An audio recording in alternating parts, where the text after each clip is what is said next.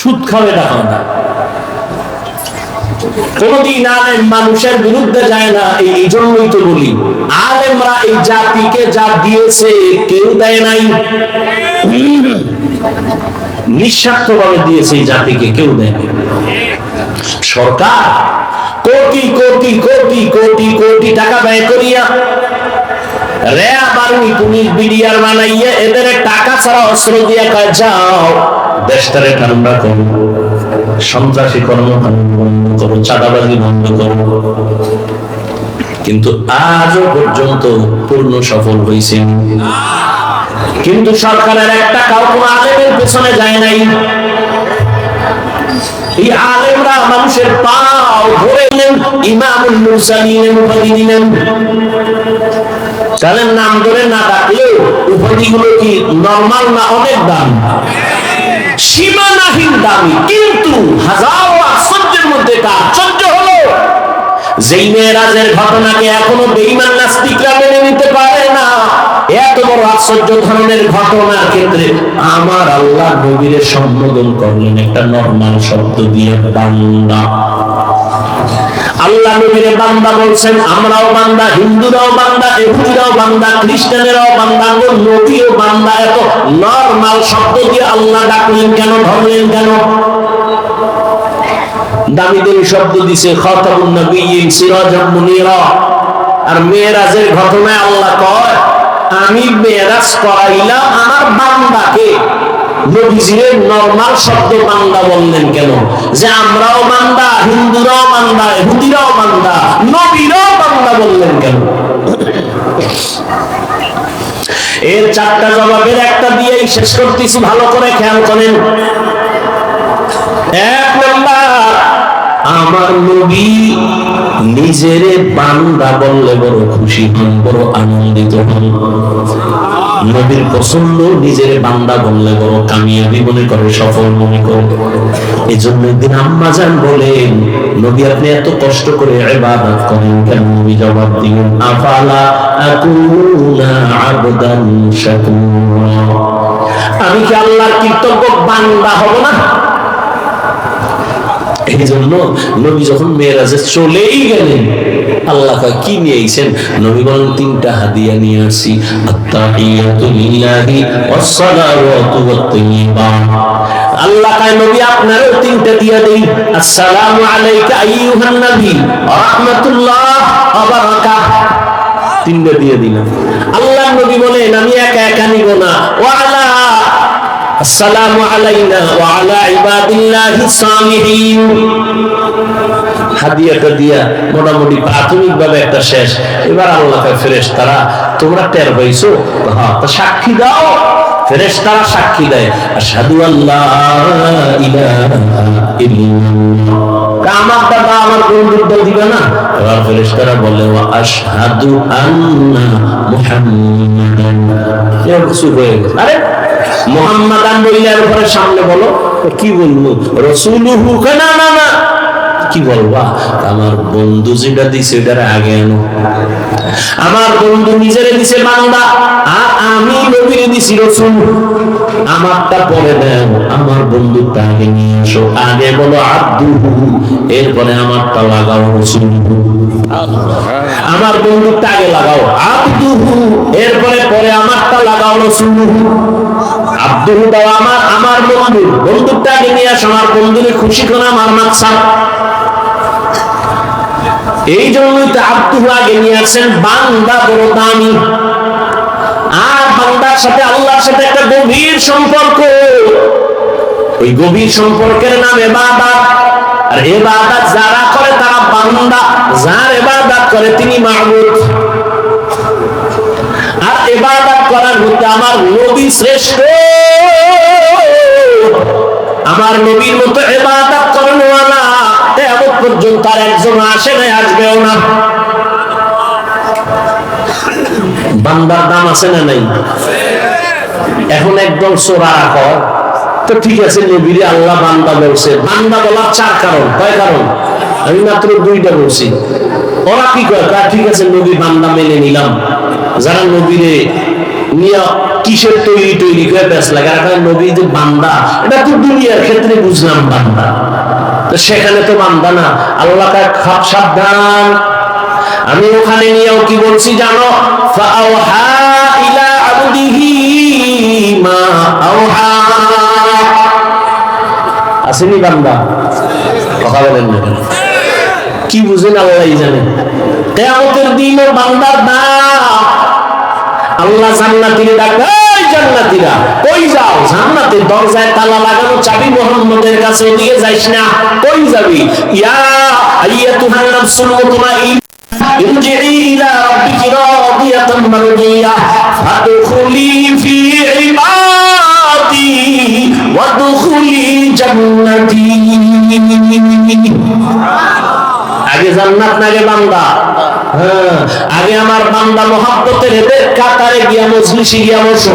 আমার প্রিয় বান্দা যারা নফসে মুতমাইন্না ওয়ালা, আমার প্রিয় বান্দা, এদের কাফেলায় গিয়া বসো, এরপরে তোমার জান্নাত। আগে বান্দার কাফেলায় যাও, এরপরে জান্নাতের। আমার বন্ধুদের বন্ধু বানায় চলো, এরপরে তুমি আমার মুলাকাতের অপেক্ষায় তুমি সামনে আগাও। এই জন্য আমার নবী বান্দা, নিজেও বান্দা বলে অনেক খুশি হয়, কারণ আমার নবী আল্লাহর বান্দা হইয়া এত পরিমাণে ইবাদত করেছেন। আম্মা জান আয়েশা রাদিয়াল্লাহু আনহাকে সাহাবায়ে কেরাম জিজ্ঞাসা করলেন, আম্মা জান, নবীজি আশ্চর্য দুই একটা কথা আমাকে শুনান তো। শেষের দিকে চলে আসছি। আম্মা জানকে জিজ্ঞাসা করলেন, নবীর দুই একটা আশ্চর্য কথা শুনান তো। আম্মা জান আয়েশা জিজ্ঞাসা, আরে নবীজির আশ্চর্য না এমন কি আছে? নবীর জীবনে আশ্চর্য না এমন কি আছে? সবই তো আশ্চর্য, তবে একটা শুনো। এরপর তার আমাদের আম্মা জান আয়েশা রাদিয়াল্লাহু আনহা 6 বছর বয়সে নবীজির সাথে বিবাহ হয়ে গেল। 9 বছর বয়সে আম্মা জান নবীজির ঘরে চলে গেলেন। আম্মা জানের 18 বছর বয়স, ওই সময় নবী দুনিয়া থেকে চলে গেলেন। হিসাবটা বুঝে থাকলে বলেন, আম্মা জান আয়েশা নবীর ঘর করলেন কয়দিন? কথা বলেন না, ঘুমাইতেছেন না? কয় বছর ঘর করলেন? মাত্র 9 বছর। আমাদের দেশে তো বোনদের 18তে বিয়েই হয় না। এর মধ্যে আর এক দলে আবার আগুন লাগাই দিছে, বাল্য বন্ধ করো, বাল্য বিবাহ চলবে না, আকাম চলবে, বিবাহ চলবে। করো আকাম করো, সারা দরজা জানালা এই মোবাইলে আকাম চালাও। চোখের জিনা, কানের জিনা, অন্তরের জিনা, জবানের জিনা চালাও। ঘরে ঘরে মোবাইলে গুনাহ চলে, সারা রাত গুনাহ দেখে। গুনাহ উচিত ছিল ঘুমের মধ্যে ঠাড়া মারা, ঘুম থেকে উঠে দেখা দরকার ছিল, চেহারাটা শুকার হয়ে গেছে। শুধু মুহাম্মদের উম্মত হওয়ার কারণে আল্লাহ গজব দেন নাই। না হয় ঘরের মধ্যে যেই জিনা চলে সারা রাত মোবাইলে, আল্লাহ বাঁচায় রাখছে, এটা তো মুহাম্মদের উম্মত হওয়ার বরকত। আম্মা জান আয়েশা রাদিয়াল্লাহু আনহা বলেন, মাত্র নবীর ঘর করছি 9 বছর। 18 বছরের আমি একটা মেয়ে, রহমতের নবীর 9 বছর সোহবত পাইয়া কি পাইছি জানো? 2000-এর উপরে হাদিসের হাফেজ পাইছি। আমরা আম্মা জানরা কয়টা হাদিস জানেন? আপনারা জানেন না? শুধু চাপার জোরে আলে হাদিস। হ্যাঁ, আম্মা জান আয়েশা রাদিয়াল্লাহু আনহা বলেন, আমি নবীর ঘর করছি 18 বছর বয়স পর্যন্ত। 9 বছরে আমি 2000-এর উপরে হাদিসের হাফেজা হয়ে গেছি। আল্লাহ হেদায়েত দান করেন। এবার আম্মা জান বলেন, বলবো ঘটনাটা এই শেষের দিকে, খেয়াল করুন। আম্মা জান আয়েশা চোখের পানি ছেড়ে বলেন, সাহাবা, একদিনের ঘটনা। রহমতের নবী একদিন এশার নামাজ পড়ে আমার ঘরে আসলেন। কি পিছনে সমস্যা? শেষ করবো? আম্মা জান আয়েশা রাদিয়াল্লাহু আনহা বলেন, একদিন নবী এশার নামাজ পড়ে আমার ঘরে আসলেন। আয়েশা নবী কত দয়ার নবী, ডাক দিয়ে এই হুমায়রা, কারে ডাকছে? আয়েশা রাদিয়াল্লাহু আনহাকে মায়া করে ডাকতেন হুমায়রা। আর আপনারা কি করে ডাকেন? বেবি।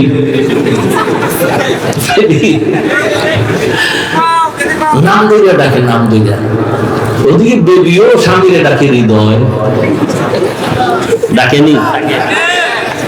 সন্তান একটা এটা শিখে বলছে, সন্তানের আব্বু কয় না, আম্মু কয় না, মায়েরে কয় বেবি, নাস্তা দে। বাবারে কয় এই হৃদয় টাকা দে। দুইজনে কয় এই সর্বনাশ।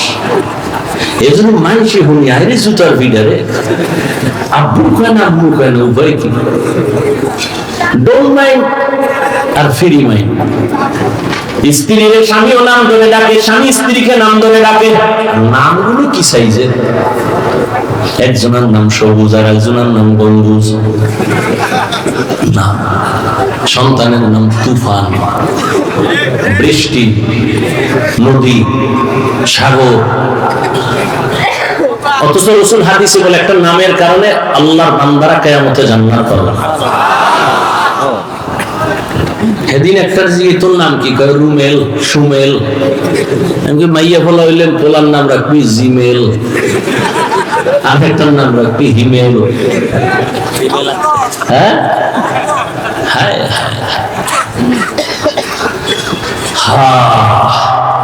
এখন নাম দিলে ডাকে ফিরি মাই। কখন সুতার বাড়ি কি করা যায়? ঘটকেরা ডাকছে ঘটক, আকাম তো বাজায় লাইছে ফিরি মাই। আমি বউরে নাম দিলে ডাকি, বউ আমার নাম দিলে ডাকি। ফোলাই হইয়া শিখছে। ফোলা আমার আব্বু কয় না, কি কয়? কয় হৃদয়। মায়ের কয় বেবি, উভয় কি? প্রতিদিন খালি পেটে সকালবেলা বইয়া মাঝখানে ছেলেটারে বইয়া, স্বামী আর স্ত্রী দুইজনের ইয়ার চাল দিবি। তুই একবার স্বামীরে কবি আব্বু, আর তোর ওই স্বামী তোরে ডাকবে আম্মু। এইভাবে মাঝখানে রিয়ার চাল দে, তো সন্তান যদি শিখে। এবার টের পাফিমেন্টের জুতা কেমন। আল্লাহ হেদায়েত দান করে। আম্মা জান আয়েশা রাদিয়াল্লাহু আনহা চোখের পানি ছেড়ে বলে, রহমতের নবী ঘরে আসলে এশার নামাজের পর আয়েশা ডাকলেন হুমায়রা। লাব্বাইক ইয়া রাসূলুল্লাহ। আজকের রাতের জন্য আমার একটু ছুটি দিবেন নি? আজকে রাত্রের জন্য একটু ছুটি কার কাছে চায়? আর নবীজি চায় কার কাছে? আম্মা জান আয়েশার কাছে। আপনারা চাননি যে ম্যাডাম একটু ছুটি দিবা, ক্লাবে যাব? কি আর ছুটি মুটি? রাত্র 3টা বাজে ম্যাডাম যদি টেলিফোন করে, আরে আগুন। ম্যাডাম বলে কই আছো? তোর দরকার কি? আমার কত চাকরি রাতের বেলা, মেয়েরা চলো। ম্যাডাম যদি প্রশ্ন করে সেখানে আগুন লাগায় দেয়। আর রহমতের নবী আম্মা জানকে বলে, নবী আজ রাতের জন্য একটু ছুটি দিবেননি? আম্মা জান আয়েশা চিন্তা করলেন নবীজি হয়তো অন্য কোনো বিবির ঘরে যাবেন। আম্মা জান আয়েশা হাত দিয়া বলেন, ইয়া রাসূলুল্লাহ, আপনি আমার কাছে ছুটি চাইবেন আর না বলবো, এটা কেমনে বুঝলেন? ও রহমতের নবী, আমি ধন্য, আপনার ঘরে এসে আমি ধন্য। আম্মা জান বলেন, আমি ভাবলাম নড়িয়ে বাদ বের হইয়া ভিন্ন কোন বিবি ঘরে যাবেন। আমি বা নবী আসছে রুমে, বাতিবুতি নাই, নবীর চেহারার আলোতেই পুরো ঘর আলোকিত হয়ে আছে।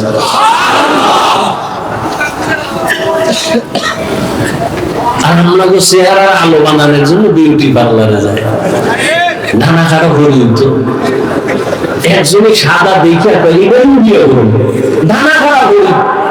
বাসায় নিয়ে যখন টের পাইছে একটু পানি লাগছে, রৌদ্র লাগে দেয়, আসল জাম কালা, চান্দি গরম হয়ে গেছে।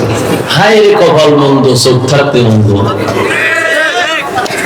আল্লাহ হেদায়েত দান করে।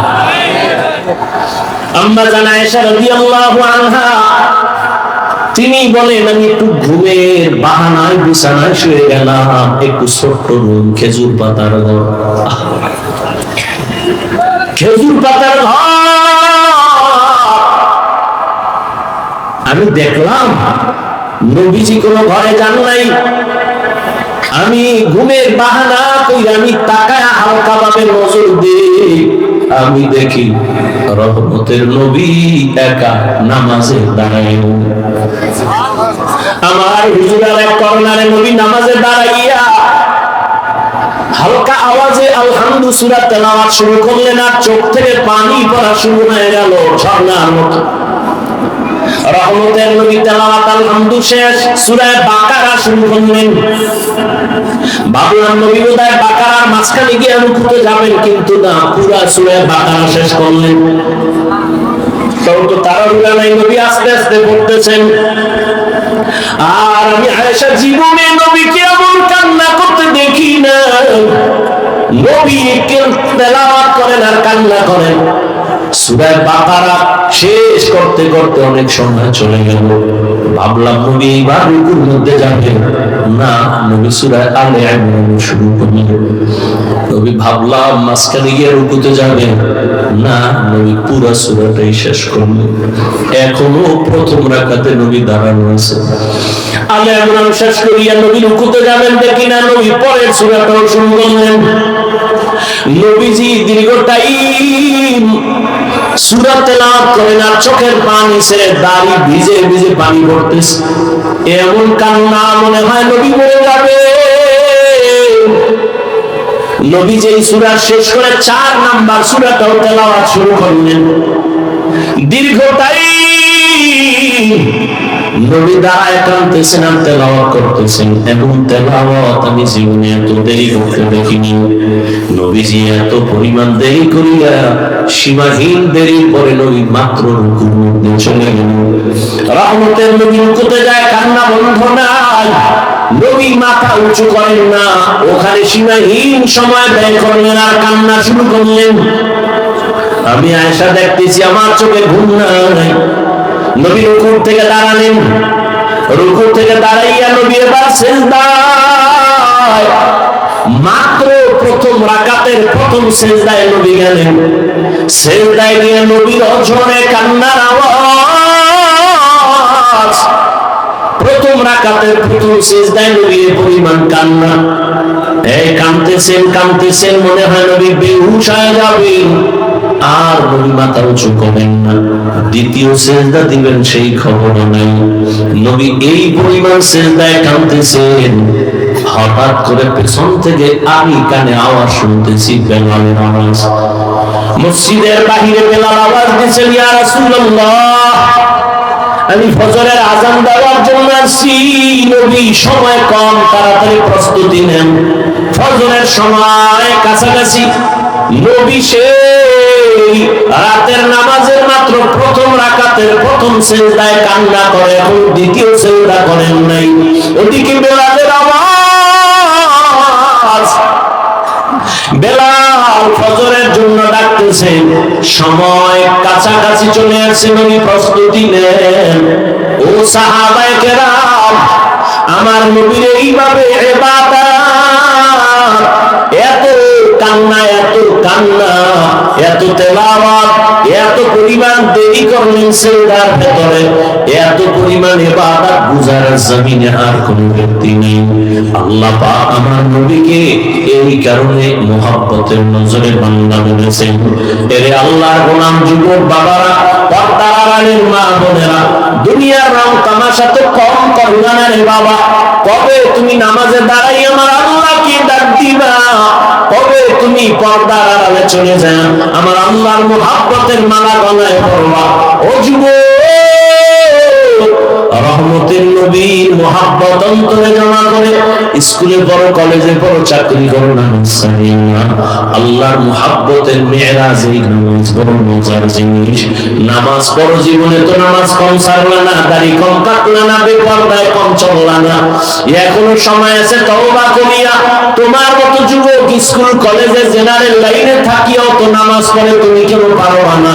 নবীর মুহাব্বত অন্তরে নিয়া, মা বাবার দোয়া নিয়া, শিক্ষকের দোয়া নিয়া, উলামায়ে কেরামের পরামর্শ নিয়া নবীর আদর্শের মালা গলায় লাগায় তওবা করো। আর জীবনে নামাজ ছাড়বা না, দাড়ি কাটবা না, বেপরদায় চলবা না, মা বাবার দোয়া নিয়ে চলবা। ও পর্দার আড়ালের মা বোনেরা, আল্লাহ পাক আপনাদেরকে এত মর্যাদা দান করেছে, আপনারা নবীদের মায়ের মতো দামি মা, সাহাবায়ে কেরামদের মায়ের মতো দামি মা। আপনাদের মতো কত মা এখনো পর্দা করে, স্বামীর মাল হেফাজত করে, মোবাইলে সময় নষ্ট করে না, নামাজ ছাড়ে না, বেপরদায় চলে না। আপনারা কেন পারবেন না? এখনো সময় আছে, তওবা করেন, আল্লাহকে মনে মনে বলেন আর তৌফিক চান। আর জীবনে বেপরদায় চলবেন না, নামাজ ছাড়বেন না, স্বামীর মাল খেয়ালত করবেন না, মোবাইলের সময় নষ্ট করবেন না।